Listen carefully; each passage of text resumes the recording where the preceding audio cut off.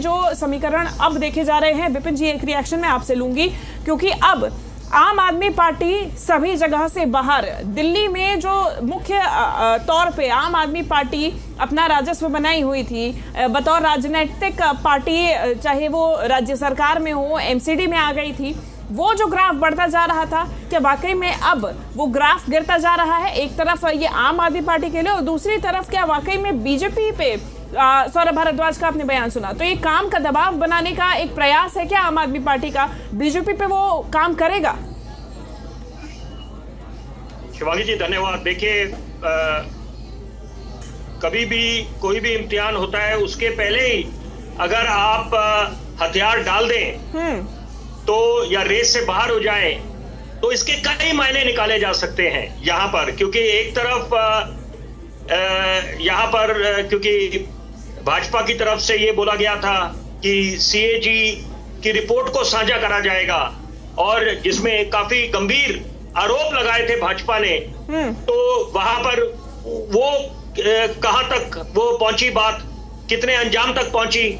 दूसरी बात, यहाँ पर एमसीडी के ये अगर मेयर के चुनाव में अगर रेस से पहले ही आम आदमी पार्टी बाहर हो जाती है और कांग्रेस पार्टी, देखिए गौरतलब है शिवांगी जी, मैं तो उसको बहुत सराहनीय बात बोलूंगा कि यहाँ पर एक समय कांग्रेस का वर्चस्व हुआ करता था राजधानी में, लेकिन अगर 3 बड़े विधानसभा के चुनाव को मद्देनजर रखा जाए तो वहां कांग्रेस खाता नहीं खोल पाई। लेकिन उसके बावजूद यहाँ पर उनका मनोबल अभी भी बरकरार है। तो ये अच्छी बात है लोकतंत्र के लिए कि हमारा विपक्ष मजबूत होना चाहिए। यहाँ पर सत्ता पे कोई भी काबिज हो, लेकिन यहाँ पर खामियां या आईना दिखाने का काम करना चाहिए, क्योंकि बेशुमार मुद्दे हैं।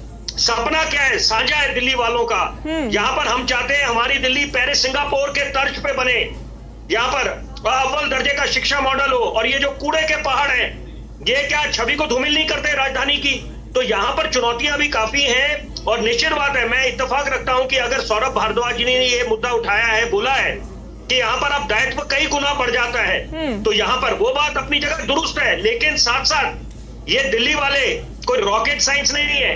देखिए, पत्रकारों का काम है कि हम लोग खुल के बात करें, यहाँ पर कोई ये डिली डलिंग अप्रोच ना रखे। तो यहाँ पर ये बड़ा आश्चर्यचकित करने वाली बात है कि यहाँ पर रेस से पहले क्यों हथियार डाल दिए।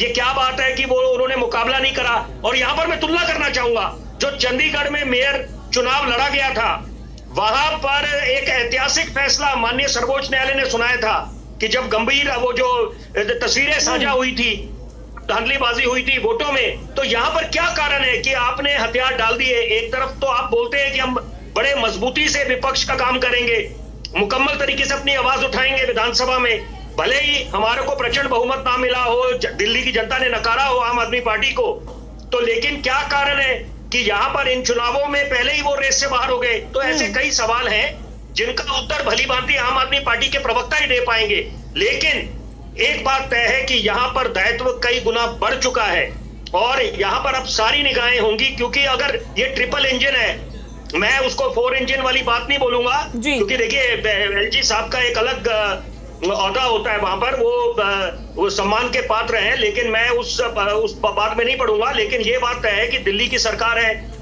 और केंद्र सरकार है, और अब एमसीडी पे भी अगर भाजपा काबिज हो गई है तो कई गुना दायित्व बढ़ जाता है, और उन वायदों पर खरा उतरना है अब भाजपा को।